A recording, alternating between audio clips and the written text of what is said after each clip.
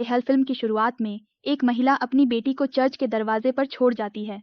पिता ने लड़की का अपहरण कर लिया था, लेकिन उस दिन के बाद महिला का पता नहीं चला। यहाँ हम एक आदमी को केबिन से बाहर आते हुए देखते हैं। दृश्य यहीं से कटकर वर्तमान में शिफ्ट हो जाता है। चर्च के सामने हमारी मुलाकात जिस लड़की से हुई, जिसका नाम अब रूबी है, वह बड़ी हो गई है। एक इंटरव्यू में वह अपनी कहानी बता रही थी कि कैसे मेरी असली माँ ने मुझे चर्च के दरवाजे पर छोड़ दिया और फिर मुझे कार्ला ने गोद ले लिया, जो मेरे लिए दुनिया की सबसे अच्छी माँ साबित हुई। इन्हीं बातों के दौरान शो के डायरेक्टर को शो में कुछ अजीब सी आवाजें सुनाई देती हैं, जैसे कोई फुसफुसा रहा हो, तो वे ज्यादा ध्यान नहीं देते। इंटरव्यू जारी रखते हुए वह रूबी से कहती हैं कि इस शो का मकसद आपके असली माता पिता को ढूंढना है। आपके डीएनए सैंपल से हमें पता चलता है कि इस शो में कुछ अजीब जीव शरारतें कर रहे थे जो इस समय पूरी तरह से दिखाई नहीं दे रहे हैं। वे यहीं से किसी का कॉफी मग उठाकर नीचे रख देते थे, इसलिए वे कहीं न कहीं स्पॉटलाइट के स्विच हटा देते हैं, जिसकी वजह से सुर्खियां रूबी पर पड़ने वाली थी, लेकिन एंकर उसे बचा लेता है। उस वक्त यह एक सामान्य दुर्घटना की तरह लग रहा था कि अचानक एंकर के सिर पर स्विच लग जाता है और वह घायल हो जाता है। ये काम भी उन छोटे प्राणियों का था। कुछ दिन बाद का दृश्य दिखाया जाता है। रूबी अभी भी एक क्लब में एक संगीत बैंड के साथ काम कर रही थी, और यहाँ फिल्म की शुरुआत में दिखाया गया आदमी डो हु रूबी पर नजर रख रहा था। अगले दिन रूबी इस क्लब में अपना काम कर रही होती है और आज डो, जो उसे सबसे अलग डांस करते हुए देखता है, रूबी को अच्छा लग रहा था। हम देखते हैं कि छोटे जीव रूबी को फिर से परेशान कर रहे हैं। वे रूबी का ड्रिंक ग्लास गिराने वाले थे, तभी डो रूबी उसे पकड़ लेती है और टेबल पर रख देती है और वे रूबी से बात करते हैं। वे उसे बताते हैं कि मैं स्वास्थ्य और सुरक्षा विभाग से हूँ। क्या आप मुझे बताना चाहेंगे कि ये अजीब चीजें आपके साथ अक्सर घटित होती रहती हैं, जैसे चीजों का गिरना और टूटना? रूबी हमेशा हाँ कहती है। क्या इसलिए कि मैं बहुत लापरवाह हूँ? कौन कहता है डॉक्टर नहीं, इसकी वजह तो इससे भी ज्यादा खतरनाक है। यह कहकर वे रूबी को असमंजस में डालकर यहाँ से चले गए थे। अगले दिन रूबी अपनी सहेलियों के साथ बाहर जा रही थी। वह अपने दोस्तों से कहती है कि मैं बहुत सारी चीजें खराब कर देती हूँ और इसी वजह से मेरी नौकरी चली गई। मुझे लगता है मेरी किस्मत खराब है। वे टैक्सी में बैठते हैं और उसी समय सिग्नल लाल हो जाता है। उनके ऊपर एक हिममानव की मूर्ति थी, जिसके पेंच भी उन छोटे जीवों को खोलते प्रतीत होते हैं। इससे पहले कि वो मूर्ति उनकी कार पर गिरे और उनकी कार का एक्सीडेंट हो जाए, डो, जो अपनी डिवाइस से सिग्नल को हरा कर देता है। कार आगे बढ़ती है और ये मूर्ति डो हु के ऊपर गिरती है। उसके बाद डो, जो अपने टेलीपोर्टेशन केबिन में बैठकर यहाँ से गायब हो जाते हैं। अगले दिन रूबी किराने का सामान लेकर घर आ रही थी, और यहाँ भी वे छोटे जीव उसे परेशान करने के लिए उसके किराने के थैले को फाड़ देते हैं। बेचारी रूबी ने सारा सामान इकट्ठा कर लिया, लेकिन अंडे टूटे हुए थे। वह घर आकर अपनी माँ को यह सब बताती है। उसकी माँ उसे बहुत खुशी से बताती है कि आज हमारे घर एक नया बच्चा आने वाला है। वह इसलिए भी उत्साहित हो जाती है क्योंकि आज उसका जन्मदिन भी था। रूबी की माँ कार्ला, जिन्होंने उसका पालन पोषण किया था, एक अनाथालय चलाती थीं, लेकिन उन्होंने रूबी को अपनी बेटी की तरह पाला। वह अपने घर पर आने वाली इस छोटी सी बच्ची को इसकी जिम्मेदारी देकर घर से बाहर चली जाती है। तभी रूबी को उस अंकल का फोन आता है जो फिल्म की शुरुआत में रूबी का इंटरव्यू ले रहे थे। वह रूबी से कहती है कि तुम्हारे डीएनए से दुनिया भर में तुम्हारे असली माँ बाप नहीं मिले। साथ ही वह रूबी से पूछ रही थी कि क्या उस दिन के बाद तुम्हारे साथ कुछ बुरा हुआ? मेरे साथ बहुत सी चीजें गलत हुईं, मेरे साथ बहुत सारी दुर्घटनाएं हुईं। मैं नाव से गिर गया। वह अभी भी बहुत घायल थी। अभी वह ये सब बता ही रही थी कि अचानक उसके पास रखा क्रिसमस ट्री भी उसके ऊपर गिर जाता है और कॉल कट जाती है। रूबी को बच्चे के कमरे में रखे फोन से कुछ आवाजें सुनाई देती हैं, जैसे कोई उसे जन्मदिन की बधाई दे रहा हो। वह तुरंत बच्चे के कमरे में जाती है और चिंतित हो जाती है क्योंकि वहां दो बच्चे नहीं हैं। वह बैठ जाती है और देखती है कि उसका कैमरा वहीं रखा हुआ था। उसके कैमरे से एक तस्वीर ली गई जिसमें हम उस छोटे से जीव का चेहरा देख सकते थे। रूबी अपने जीव को ऊपर से जाते हुए देखती है और उसका पीछा करती है, जहां वह जीव बच्चे को टोकरी में रखकर आसमान की ओर ले जा रहा था। रूबी भी अपनी सीढ़ी पर चढ़ जाती है और हम देखते हैं कि डॉ रूबी यहाँ आती है, जो रूबी का पीछा करने की कोशिश करता है और रूबी से पूछता है कि तुम आसमान से लटकती हुई इस सीढ़ी पर क्यों चढ़ रही हो। रूबी का कहना है कि जीव बच्चे को ले जा रहा है। डॉक्टर भी छलांग लगाकर उसी सीढ़ी पर चढ़ जाता है और रूबी को अपने जीव के बारे में बताते हुए कहते हैं कि उनका नाम गोबलिन है। अब रूबी को भी इस सीढ़ी पर लटकना मुश्किल हो रहा था। डॉक्टर उसे ऐसे दस्ताने देते हैं जिससे वह रूबी का सारा वजन आसानी से उठा सकती है। यह सीढ़ी आसमान में उड़ रहे एक जहाज से जुड़ी हुई थी। डॉ हु का कहना है कि यह गोबलिन्स की जगह है जहाँ गोबलिन बच्चों को खाते हैं और अब वे हमें भी खा जाएंगे। यह सुनकर रूबी डर जाती है और बदमाश उन्हें सीढ़ी से नीचे खींच लेते हैं। भूतों ने उन दोनों को कैद कर लिया था।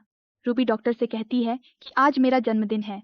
यह सुनकर डॉक्टर उससे कहता है कि अगर आज तुम्हारा और उस लड़की दोनों का जन्मदिन है, तभी इस संयोग के कारण दरिंदे उस लड़की को उठा ले गए, क्योंकि संयोग बच्चों को भूतों के लिए और अधिक मनोरंजक बना देता है। ये भूत संयोग, भाग्य और ऐसी चीजों के पीछे भागते हैं। अब चूंकि तुम्हारी किस्मत खराब थी, इसलिए ये भूत तुम्हारे पीछे पड़े हैं।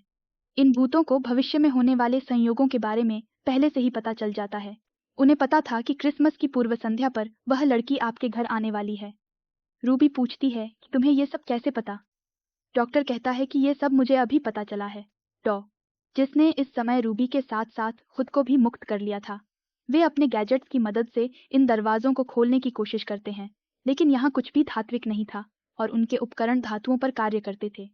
वे अब अपने दिमाग का उपयोग करते हैं और रस्सी को कस कर खींचते हैं, और इसलिए ये लोग इस जाल से मुक्त हैं। रूबी ने डॉक्टर को बताया था कि उसका जन्म 2 बजे हुआ था और अब डॉक्टर के मुताबिक 2 बजे इस लड़की को गोबलिन खाने वाले थे। ये लोग एक सुरंग के जरिए लड़की को बचाने जा रहे थे और तभी उन्हें एक घंटी सुनाई देती है। बजने में सिर्फ 3 मिनट बाकी थे। ये लोग एक छेद से नीचे देखते हैं जहाँ बहुत सारे भूत हैं। एक तरफ कुछ भूत नाच रहे हैं, उधर लड़की को कन्वेयर बेल्ट पर आगे की ओर ले जाया जा रहा है, और दूसरी ओर हमें भूतों का राजा दिखाया गया है जो देखने में बहुत बड़ा और खतरनाक लग रहा था। ये देखकर रूबी और भी डर जाती है, क्योंकि रूबी का बच्चा कन्वेयर बेल्ट पर आगे बढ़कर राजा के मुंह में जाने वाला था, और फिर डॉक्टर की रस्सी खोलकर ये दोनों कन्वेयर बेल्ट पर गिर जाते हैं, उसी कन्वेयर बेल्ट पर जिस पर लड़की थी। यह कन्वेयर बेल्ट रुक जाती है और सभी भूत उसे आश्चर्य से देखने लगते हैं। जब डॉ हु गोब्लिन्स के राजा के सामने बच्चे को उठाता है, राजा को बहुत गुस्सा आता है। अब डॉ जो उसे अपना परिचय देता है और उसके द्वारा बजाए जा रहे गाने पर डांस करना शुरू कर देता है। राजा और सभी भूत उनका नृत्य देखकर प्रसन्न होते हैं। डांस करते करते डॉ जिन्होंने एक दस्ताना खुद पहन लिया और दूसरा दस्ताना रूबी को दे दिया। जैसे ही वे दोनों दस्ताने पहनते हैं, वे लड़की को रस्सी से लेकर नीचे आ जाते हैं। इन दोनों को यहाँ से भागता देख भूत राजा को बहुत क्रोध आया। जब ये दोनों अपने घर पहुंचे थे, यहाँ डॉ रूबी से अपने दस्ताने वापस ले लेते हैं, क्योंकि उनकी चार्जिंग बहुत कम थी। रूबी ये सारी कहानी अपनी माँ और डॉक्टर को बताने जा रही थी, जिन्होंने उसे ऐसा करने से मना किया। रूबी, जो अभी भी डरी हुई थी, को लगा कि भूत अपना बदला लेने के लिए यहाँ जरूर आएंगे। डॉ रूबी को घर के सभी स्विच चेक करने के लिए कहता है, क्योंकि भूतों ने जो कुछ भी किया वह इस संसार में एक दुर्घटना के समान प्रतीत हुआ। डॉ जिसे लगा कि बदमाश यहाँ किसी तरह का शॉर्ट सर्किट कर देंगे। इतना सब होने के बाद रूबी अपनी माँ से कहती है कि उसे इस दुनिया में अपने असली माँ और पापा का कोई निशान नहीं मिला। यह सुनकर काला खुश हो जाती है और कहती है, यह अच्छा है, क्योंकि मैं आपको किसी के साथ साझा नहीं कर सकता। उनकी बात सुनकर डॉक्टर कहते हैं कि मैं भी गोद लिया हुआ बच्चा हूँ। बहुत खूब, संयोग।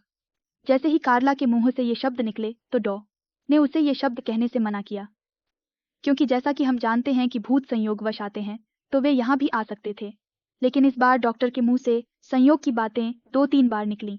ऐसा करते ही उसका घर अचानक टूटने लगता है। मकान की छत में दरार आ गई है और उनका फ्लैट आधा आधा हो गया है। डॉक्टर पूरे घर की जांच करता है और कहता है, भगवान का शुक्र है कि वे चले गए।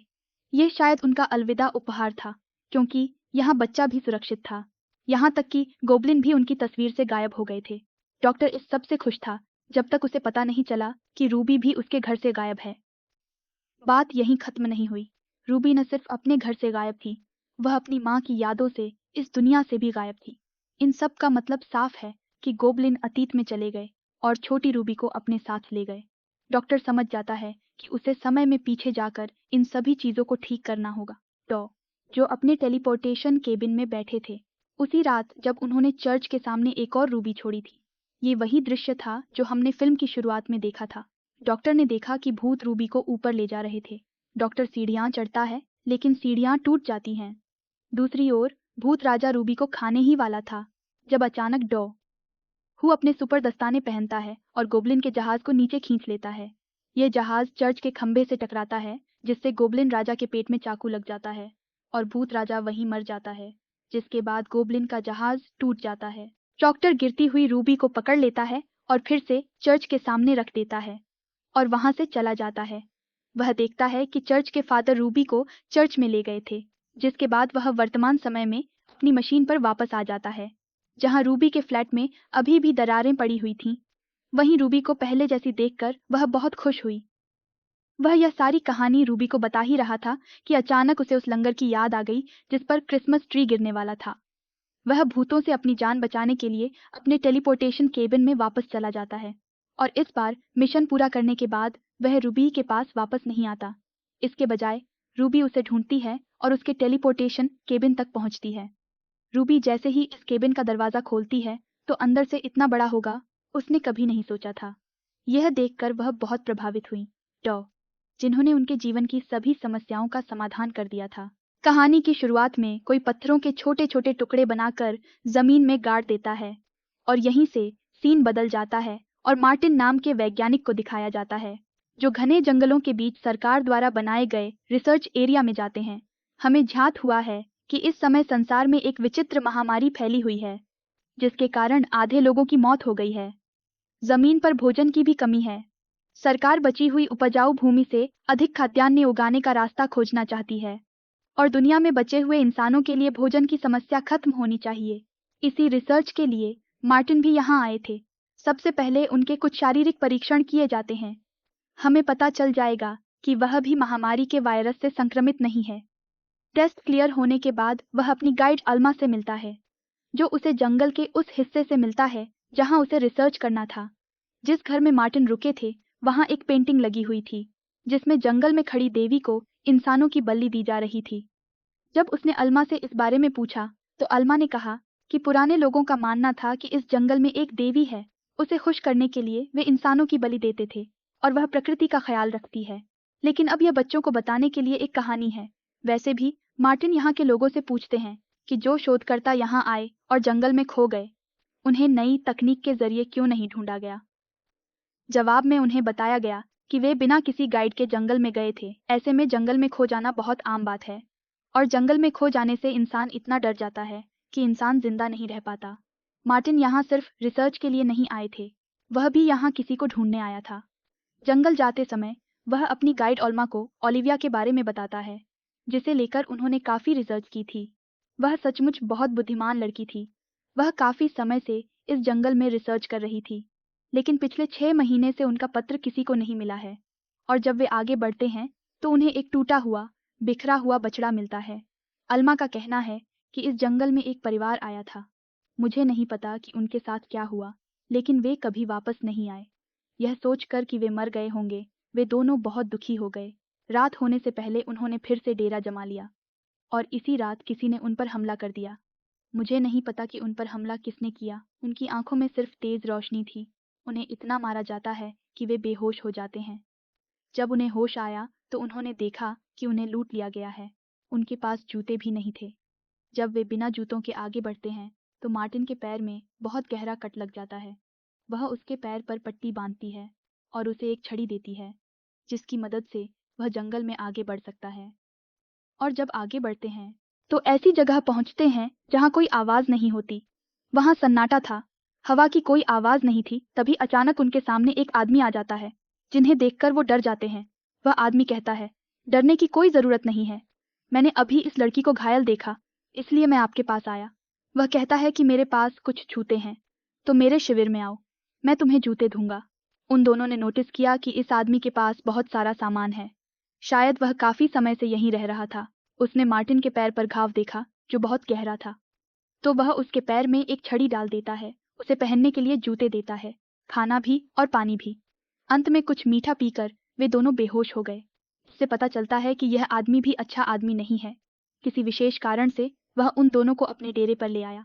वह उन्हें मरे हुए लोगों की तरह दिखाता है और उनकी तस्वीरें लेता है। जब उन दोनों को होश आया तो वे एक कुर्सी पर लेटे हुए थे। वह इस आदमी से अपने जीवन की भीख मांगता है। वह आदमी उन दोनों को जंगल के बीच में ले आता है।